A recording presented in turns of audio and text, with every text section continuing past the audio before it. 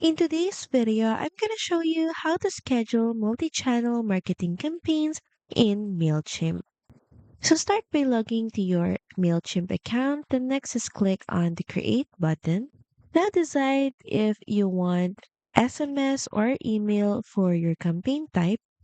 Then of course is select your audience. Choose where or whom you want to send this into.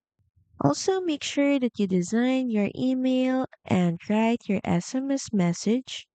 Make sure your subject line, message, and links are ready before scheduling. And instead of sending immediately, click on Send Time and change Send Now to Schedule.